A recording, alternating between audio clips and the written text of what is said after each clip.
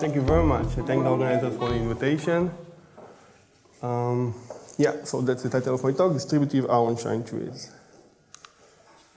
Let me start by some conventions. Throughout, kappa denotes a regular uncountable cardinal, and lambda is some uncountable cardinal. Oftentimes, kappa is just a successor of lambda. H sub kappa would denote the collection of all sets of hereditary cardinality less than kappa. This is standard. A less standard convention is this collection K of kappa.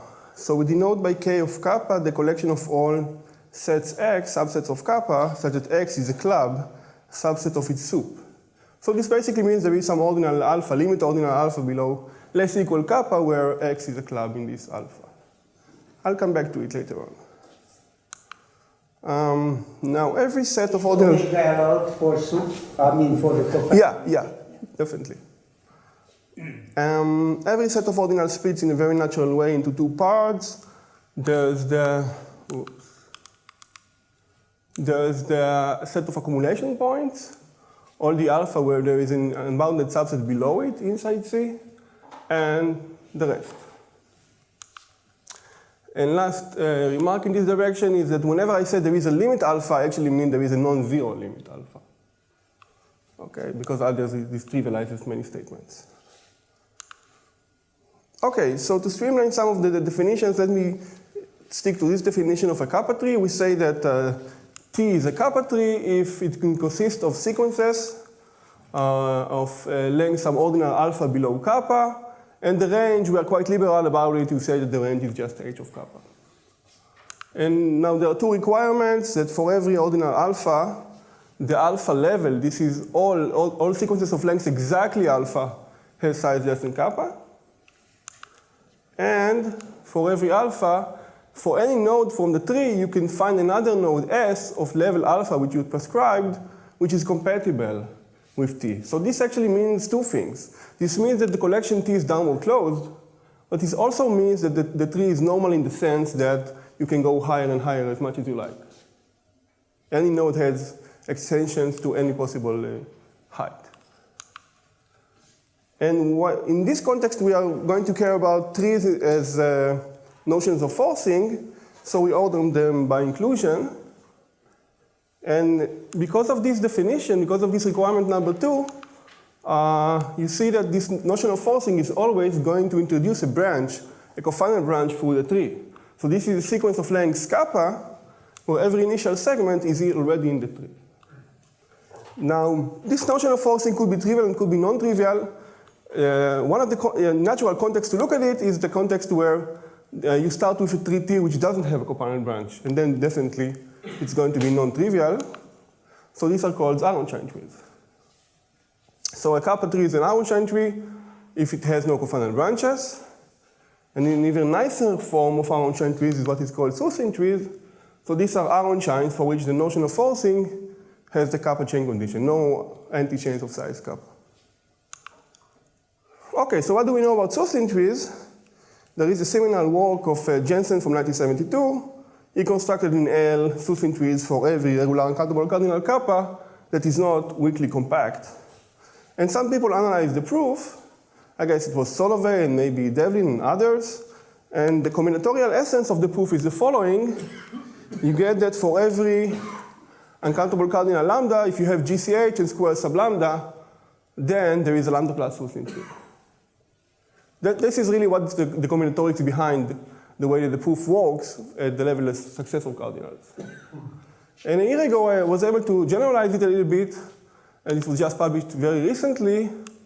And I'm getting the same conclusion, but from a weaker hypothesis. So this was square sub lambda, and now we are using just square round brackets lambda plus. And I'm going to give you the definition very soon, so don't worry about it. But I can just say that in terms of consistency strength, this amounts to a monocardinal, where this amounts to a weakly compact cardinal. Now, there are better forms of Sussin trees. I mean, if you're already having certain theories, you could be greedy and maybe want better forms, and I think the best form, and there is a way to justify it actually, is what is called coherent Seussian trees. So a tree T is coherent if you take any nodes S and T from the tree, then the set of disagreements, all ordinals alpha where S and alpha is not equal to T of alpha, is just a finite set. This is a very strong form of homogeneity. Okay? And there are constructions of such trees. For instance, there is a paper by Boban from 1986 where he constructs from square with built-in diamond a coherent lambda plus Seussian tree. I'm not going to give the definition of this. This is something a little bit maybe complicated, but we are not going to use it. So a few months ago, Ari Brodsky and myself was able to get a coherent Seussian tree under quite a weak hypothesis, basically the same hypothesis appearing here. So for every singular cardinal lambda, just from GCH and square round brackets lambda plus, you get a coherent lambda plus Seussian tree. Now, if you look at constructions of Seussian trees in general, typical constructions, the ones at Jensen or even this one, it basically amounts to maybe 1 or 2 pages of a proof. But if you want to start with this raw assumption and to end up with a coherent lambda plus Seussian tree, there are many, many steps along the way to actually get there. And I think this maybe amounts to somewhere between 20 to 30 pages of a proof. So what I would like to do, I would like to maybe discuss some of the ingredients that are involved in this sort of implication, and also maybe formulate a new problem. I know that many people here in the audience are experts about the tree property, and they may be interested in a related problem, and also some of the techniques would be relevant to this problem. Okay, so I'm going to say that a kappa tree is collapsing if its corresponding notion of forcing collapses cardinals. Okay? So you do add the cofinal branch, but the price for it is that you have to collapse cardinals. And so let me formulate a new tree property, the collapsing tree property. CTP of kappa asserts that the two hold. There is a kappa Seussian tree, there is a kappa Aronszajn tree, but all of them collapse as cardinals. Okay? Now, this concept is not that new because there is a theorem of Jensen from the 70s that GCH is consistent with all Aronszajn trees, in the level of Aleph1 are special. Every Aronszajn tree is a countable union of anti-chains. And this already ensures that such trees collapse as cardinals. So it is actually known that CTP is consistent even with GCH. And I think that John discussed why GCH is the right context, definitely for higher cardinals. So going one cardinal up, there is the model of Lever and Shelah that John was mentioning earlier this morning. And they proved that from a weakly compact cardinal, you can get a model of CH where every Aleph2 Aronszajn tree is the union of Aleph1 many anti-chains. So again, there has to be collapsing. And my feeling is that this is actually, these two theorems are basically optimal in this particular direction. So I'm feeling that, okay, you cannot handle Aleph1, but if you want to handle higher cardinals, you would have to give up upon GCH. So this is the conjecture I would like to make, that for every uncountable cardinal lambda, GCH implies the failure of CTP. So if there is a lambda plus Aronszajn tree, there is one which is nice. There is one which doesn't collapse cardinals. It gives you actually a nice notion of forcing. It introduces a new subset to lambda plus. It's a fresh set. All initial segments are old, but it doesn't collapse cardinals. And at this point, it's inevitable to discuss some square principles. Okay. So I'm going to start with the very beginning. The original square principle used in Jensen is square sub lambda. It asserts that there exists a sequence of clubs. Each C alpha is a club in alpha for all the type at most lambda. And we have a coherence condition. If alpha bar appears an accumulation point of C alpha, when you try to climb up to alpha, you go through alpha bar, then in fact, you did it in the same way that C alpha bar was climbing up to alpha bar. There's just one way to do it. And now I'm going to do something that maybe some of you would say it's silly. I'm going to generalize it from a cardinal to an ordinal. So I'm going to replace lambda with some ordinal C, and I'm going to define it this way. square sub xi asserts that there exists a sequence C alpha alpha below the cardinality of xi plus, such that for every limit ordinal alpha, C alpha is a club of order type at most xi, and you still have coherence. Okay? Any objections?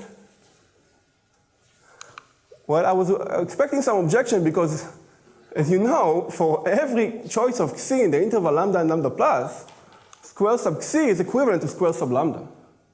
So what's the point of introducing a new definition? Well, it's true, but actually, I'm claiming that maybe the right definition should have been square of sub lambda square rather than square of sub lambda. I think that this is the right concept, which is giving you all possibilities that you may want to use. Why is it so? Because, you see, this principle allows something that this one forbids. If you fix some regular cardinal theta less equal lambda, and you look at all ordinals alpha of cofinality exactly theta, where the cardinality of C alpha is the same as cardinality of alpha, this principle implies that theta coincides with cofinality of lambda. This is the only place where you can have a cardinality to be as large, where this principle is very liberal, is compatible with each one of them being stationary. For every choice of theta, you can have this one to be stationary. At least in principle, this doesn't forbid it. Right? Is it clear? Any questions? Okay. Yeah, I want to look at all the sets, all alpha where cardinality of C alpha is as large as the cardinality of alpha. Now in this context... But that's probably most of the time it's lambda. Right, that's right. That's right. So this means you want that for every alpha, and cardinality of C alpha is essentially lambda. And under square sub lambda, this is going to be empty unless the cofinality is cofinality of lambda. Right? But this principle, square sub lambda square, doesn't forbid it. So it's compatible with each one of them being stationary. And I think it's important. But why lambda square rather than any other? No, so in principle I'm taking any other, but I think that lambda square gives you enough room to do everything I can think of. But lambda does not. Okay, so I now generalize this concept. Instead of looking at xi plus, I'm going to say what is the length of the sequence. I'm just going to add the parameter kappa. So square sub xi kappa tells you that there exists a sequence of length kappa with the same requirements as before. So now I allow xi and kappa to coincide. Like I allow no bound at all on the order type. Okay? But of course, this is a trivial principle because you can just fix a club D in kappa and just take C alpha to be the initial segment of D up to that level alpha. So you have to add some non-triviality condition, and the weakest one you can come up with is this principle that for every club D, there is some alpha bar where D intersection alpha bar is not equal to C alpha bar. So this is now, yeah. Yeah.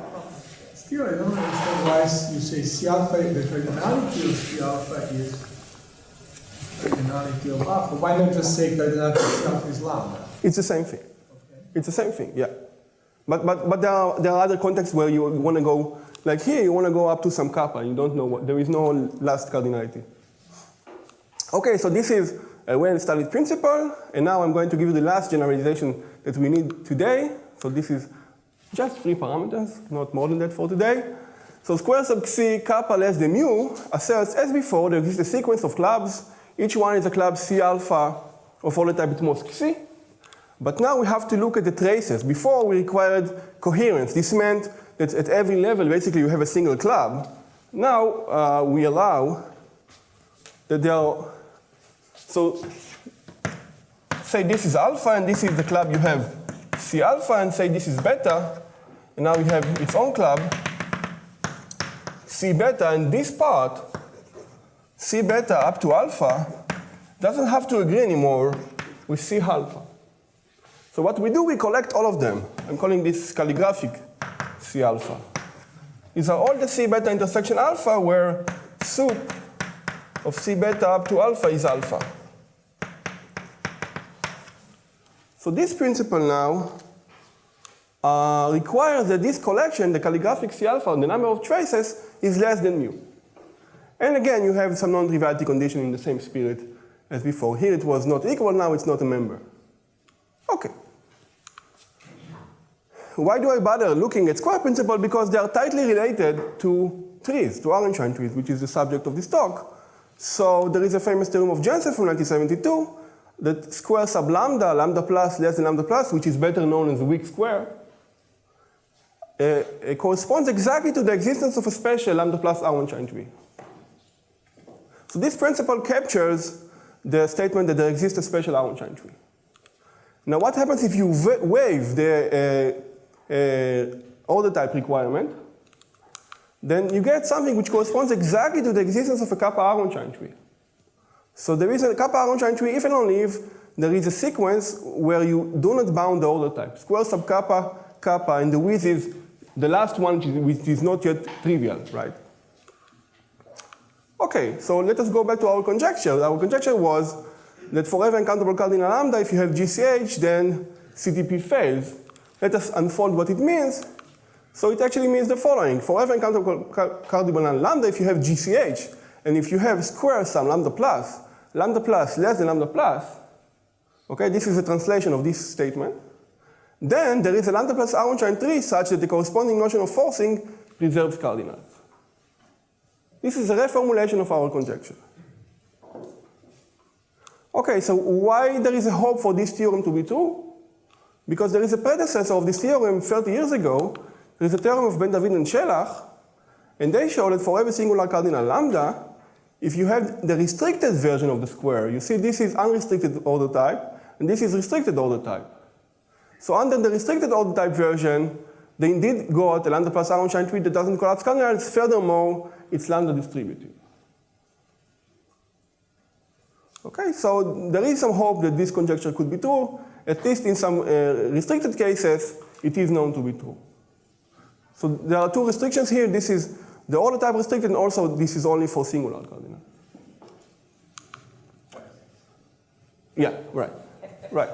Okay, so it looks like we are facing a problem of a similar flavor. So previously, Jensen constructed a lambda plus Russlin tree from GCH, square sub xi lambda where xi was small, and we managed to relax it into an unbounded version. And now we are looking at a case where Ben David and Shelah constructed a non-collapsing lambda plus Aronszajn tree from GCH and square sub xi where xi was small, and we are looking for a way to relax it to a non-small xi. However, the way that this is done, if you inspect the proofs, they actually use this assumption very, very crucially. So let me try to give you an idea of how these two proofs go and where this requirement actually makes an appearance. So in all of cases where you have a square sequence, what you do, you try to construct a tree. So you start with some root, and then you split it. Every node is being split. And then at some point, you get to a limit level alpha. What you have to do right now, you have to decide which element to put into your level T alpha. Now, when you have your ladder system, you have your C alpha. And there are various canonical ways to choose limits. You can somehow, for every x, you can cook up a limit. This is a limit, let's call it B, x, and I'm using C alpha to climb up to level alpha. So the way I'm going is I'm extending and extending, and the levels I'm considering each time are elements of the ladder I'm having.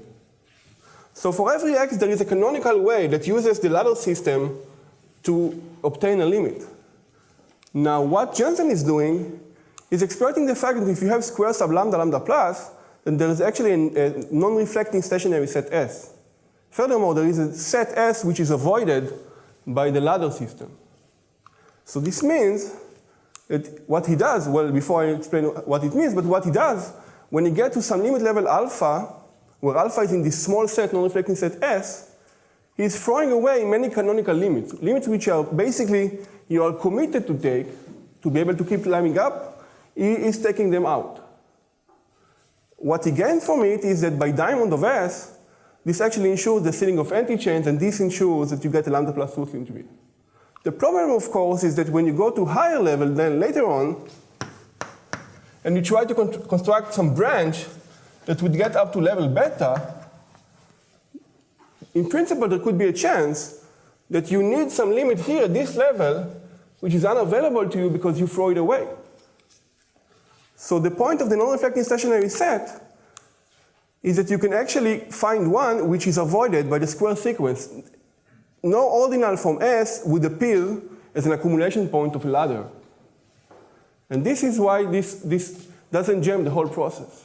You can keep climbing up, but you can allow yourself to throw away canonical limits. So this is basically the idea of how Jensen's theorem works, and notice that this uses the fact that this is a restricted version, square sub lambda, because this is how you get the non-reflecting stationary set, and this is why you can throw away elements without doing any jamming to the process. Now what does Ben David and Shelah are doing? Well, they exploit another fact. So for lambda singular, if you have square sub lambda, lambda plus less than lambda plus, you can find a weakness where this set is non-stationary. So the set of ordinals alpha of the cardinality of C alpha is equal to cardinality of alpha is very small. In fact, you can just ensure that the cardinality of C alpha is less than lambda everywhere, throughout. This is a standard fact about weak square at lambda singular. So how does this help? Well, this is what they do here. When they define the limit level T alpha, they throw away at most one canonical limit. Not many, just one. Okay? So what do they gain by it?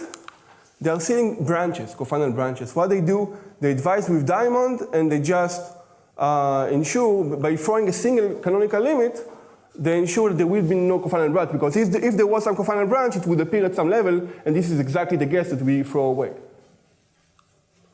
But why doesn't this jam the whole process? So this is what they do. They construct their tree in a way which is lambda splitting. Every node has lambda many immediate successors. Now, when you try to construct your canonical limit using some C alpha, there were at most less than lambda, sorry, coordinality less than lambda, there was less than lambda many steps where you could get stuck. But every node has lambda many extensions, so almost all of them were successful, and that's good enough to carry the whole process. So I think I demonstrated here that these two different constructions uses this assumption in a crucial way. So when I'm saying we need to relax C equal lambda to C equal lambda plus, we actually need to find a different construction. So we have to do something different. Okay, so to motivate, what sort of things do I need? Let me give you just some basic theorem first. So suppose you have suppose you have diamond at kappa, and there is a square sub kappa kappa sequence, C alpha alpha less than kappa. And it satisfies this additional property, there's something in addition to the usual definition of square. It satisfies that for every cofinal set A in kappa, you can find some limit ordinal, some non-zero limit ordinal alpha, where unboundedly many points in non-accumulation points of C alpha belongs to this A. So this is your cofinal set A. You want to find some alpha where its ladder, C alpha, you have many non-accumulation points. This is beta, which is a non-accumulation point of C alpha that also belongs to A. Okay? So under this sort of square, a square with this additional heating feature, I call this, I'm saying here that C alpha hits A. If its set of non-accumulation points is unbounded, meeting A unboundedly often. So under this condition, there exists a kappa Suslin tree. Okay? And this is the sort of proofs that I'm saying they are short. You can find a 2 pages note on my webpage. I'm calling it how to construct a Suslin tree the right way. So you can find exactly this proof there. Now coming back to our harder applications, this was coherent Suslin trees.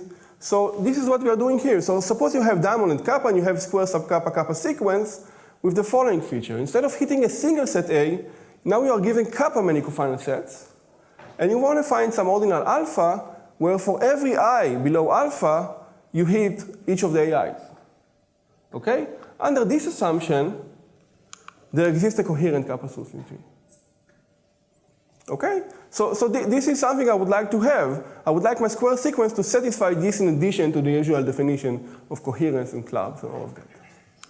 Notice that in this scenario, this is exactly where cardinality of C alpha is cardinality of alpha, because I can assume that this sequence given to me, at least by refinement I can do it, that they are pairwise disjoint. And if C alpha gets to hit each of the I below alpha, cardinality of C alpha has to be cardinality of alpha. So this is something which could have been useful. You see, Ben David and Shelah were using the other extreme, but we are going to use something of that flavor. The cardinality of C alpha is cardinality of alpha. And just a word about how do we do that? Well, we have a whole machine that we call the microscopic approach for Suslin tree constructions. You feed this sequence to the machine and you get this kappa Suslin tree, the coherent kappa Suslin tree. Now let's move on to distributive Aronszajn trees. So suppose you have diamond, and now we are in the context of there is just an Aronszajn tree, nothing as fancy as a square sequence, just square sub kappa, kappa less than kappa sequence, and it satisfies the following. This is some sort of a club guessing requirement.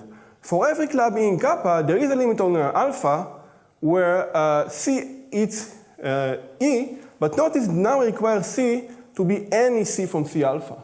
Not just the canonical choice C alpha, but anyone in the trace at the level alpha would have to hit my club E.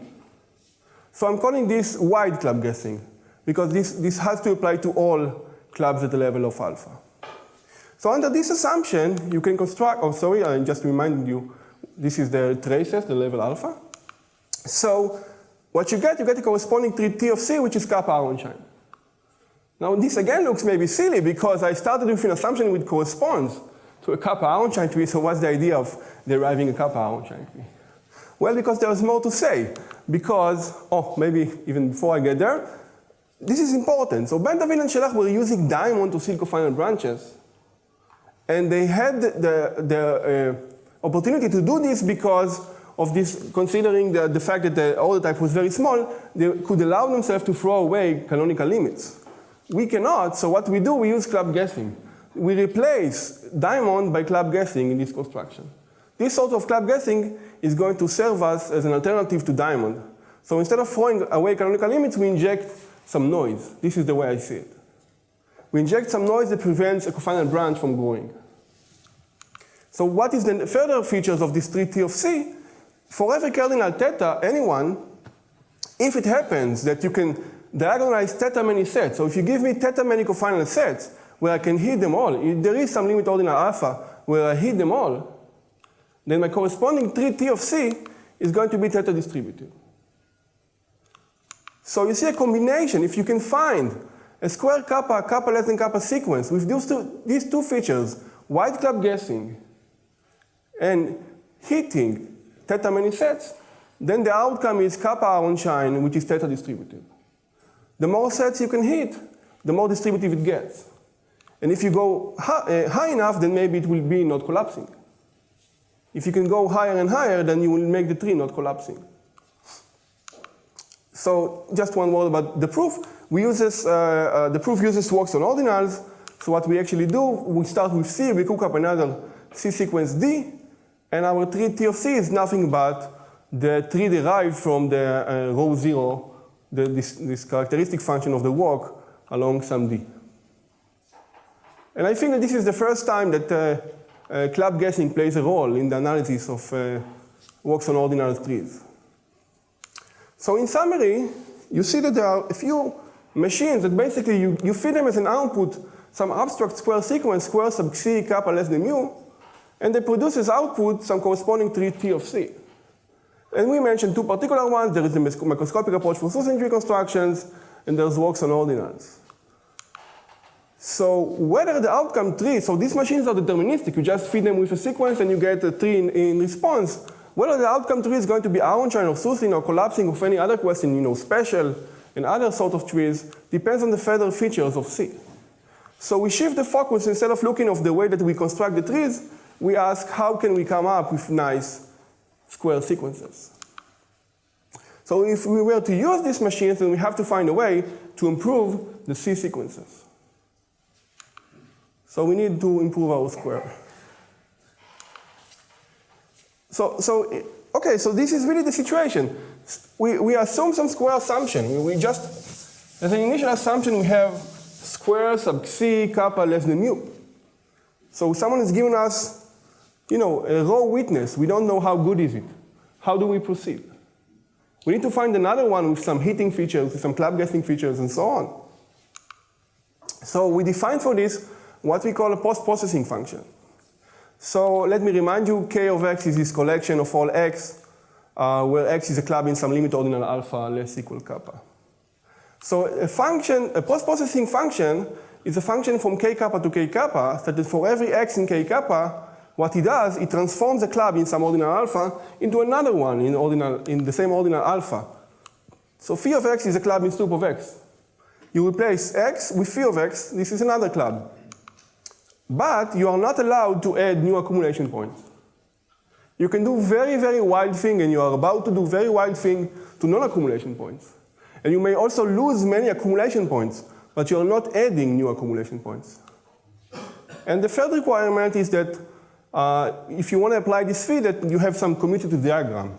So for every alpha bar, which is an accumulation point of the new club, phi of x, well, phi of x up to the height of alpha bar is the same as applying phi just to the chopped version of x. So what's the point of these post-processing functions? I'm going to get to it in a second. Let me just say that there is a way to extend this to non-closed sets outside of k kappa. There is just, well, this is one way to just handle outside of k kappa. So what do we gain by it?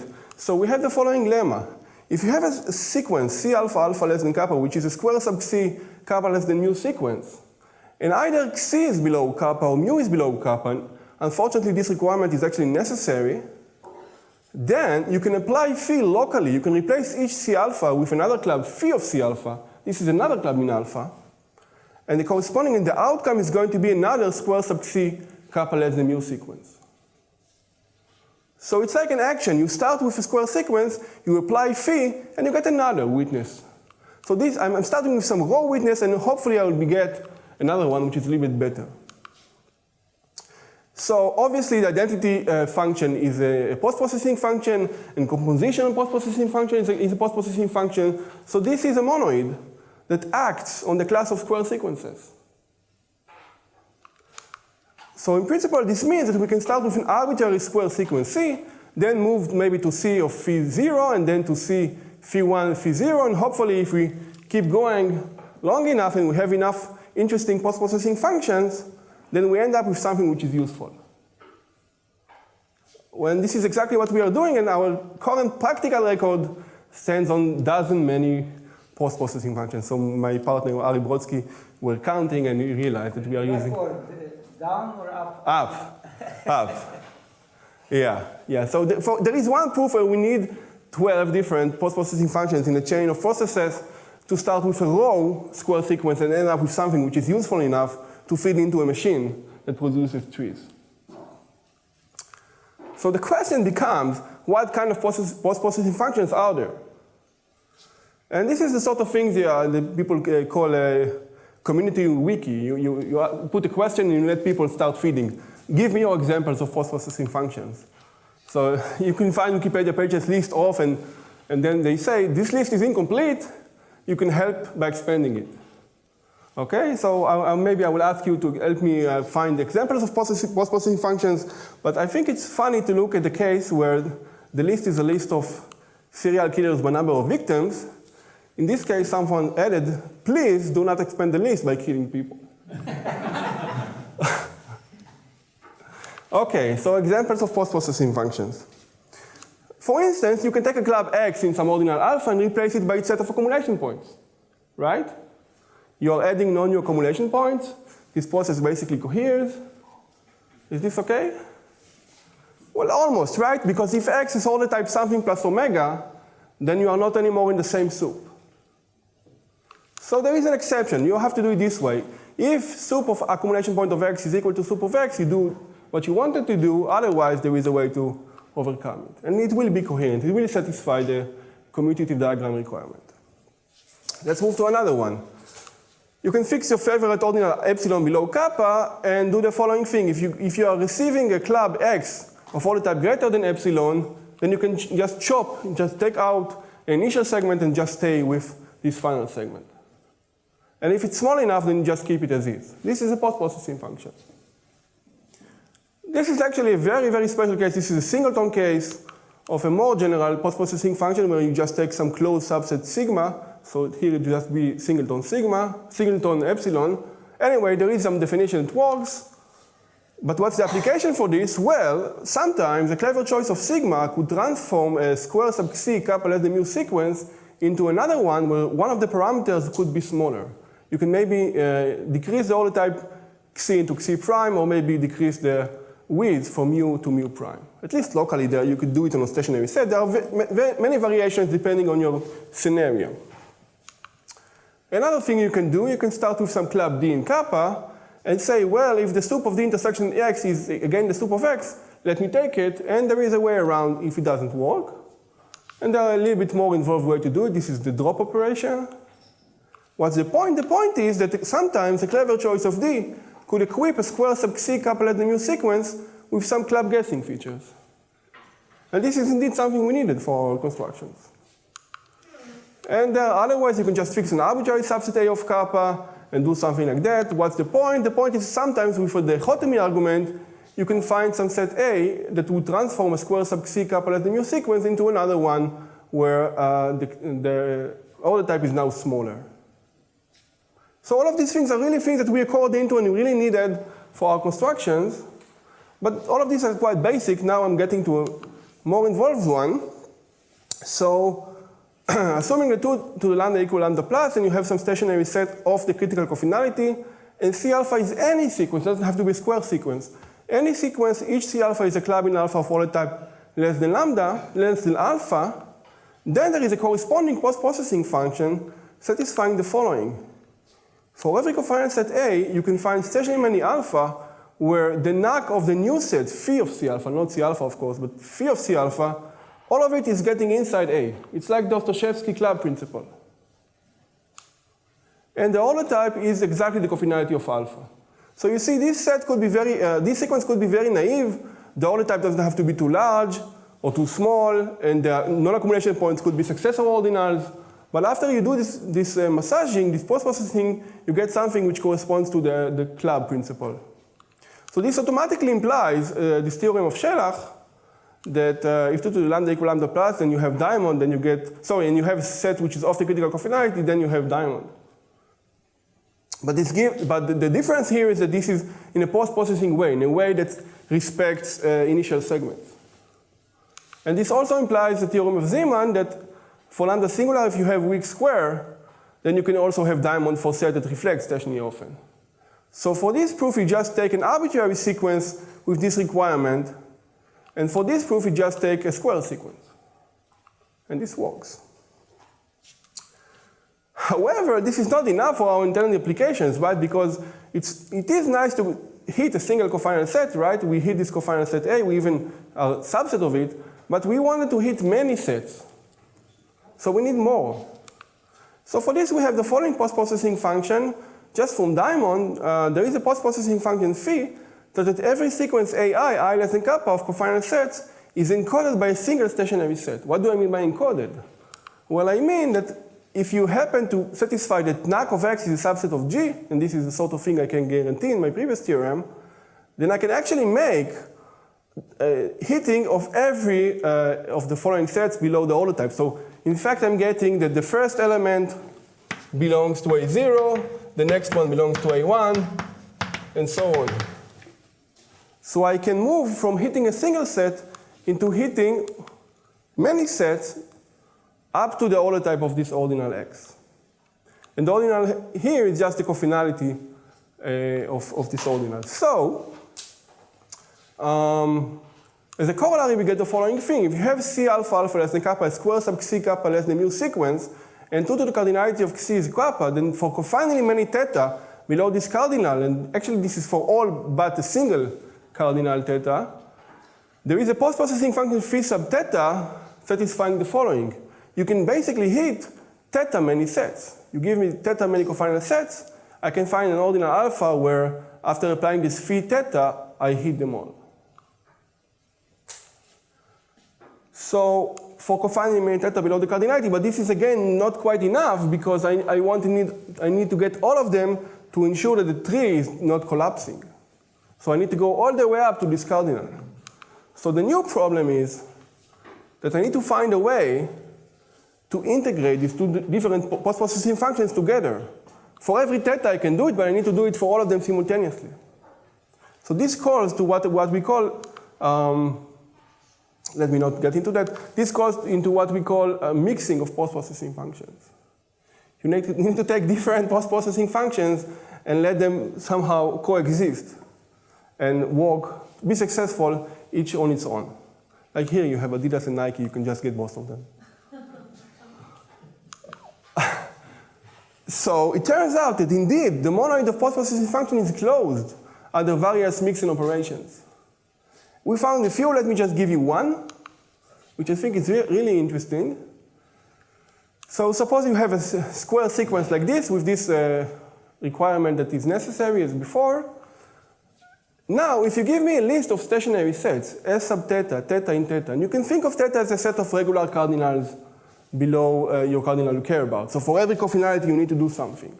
Or you can think about it as just being a constant sequence. This is also interesting.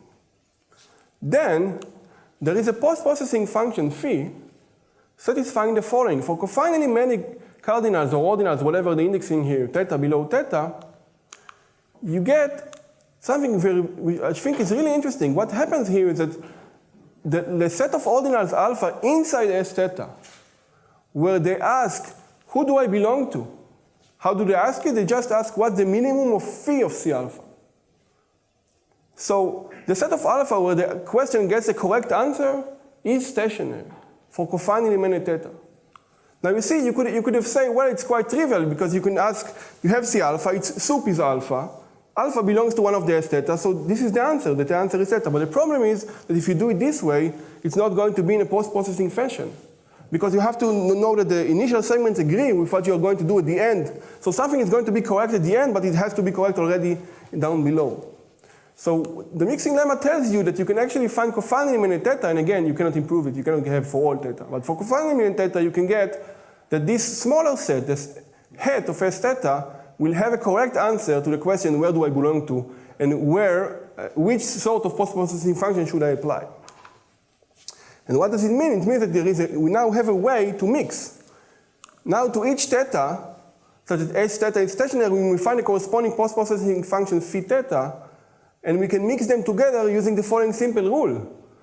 You give me an x, and I ask, what is the minimum? It says, well, theta, so you apply phi of theta. And this is, again, post-processing function. So this allows you, so you started identifying new post-processing functions in this monoid, and now you can start mixing them. So this makes it much richer monoid. So as an application, we get the following theorem. Remember, this was our conjecture, and we are very close to it. So what's the difference? The difference here, this is less than lambda plus, and here this is just less than lambda. So the theorem is that for every singular cardinal lambda, if you have GCH and square some lambda plus less than lambda, then there is a lambda plus Aronszajn tree for which the corresponding notion of forcing is lambda-distributive. Because we managed to find a square sequence, a witness for this, which have this further club-guessing feature and further hitting lambda many sets. And this is what you need for our machine. And as a remark, let me say that I can also handle regular cardinals. I can even get Suslin trees in this case. So in fact, this is the current state of the conjecture. This is for every uncountable cardinal lambda. If you are willing to go one cardinal down, then this is true.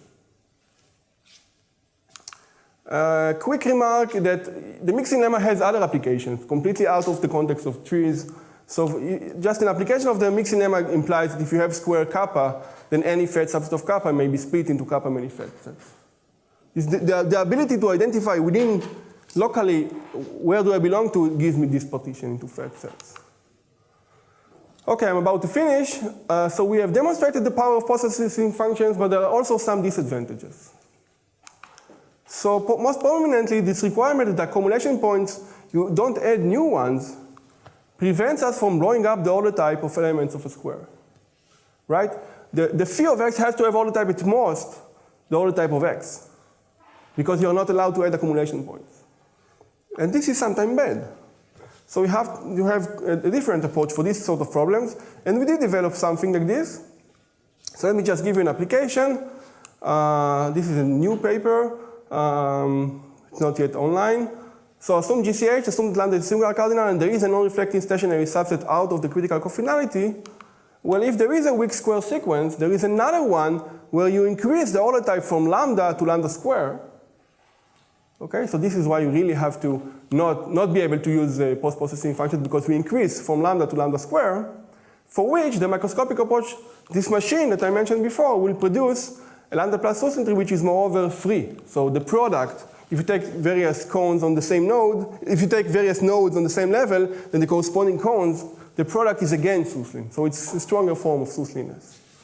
And so for this, you really need, at least the way we know how to do it, you have to increase the order type from lambda into lambda square. And that's it.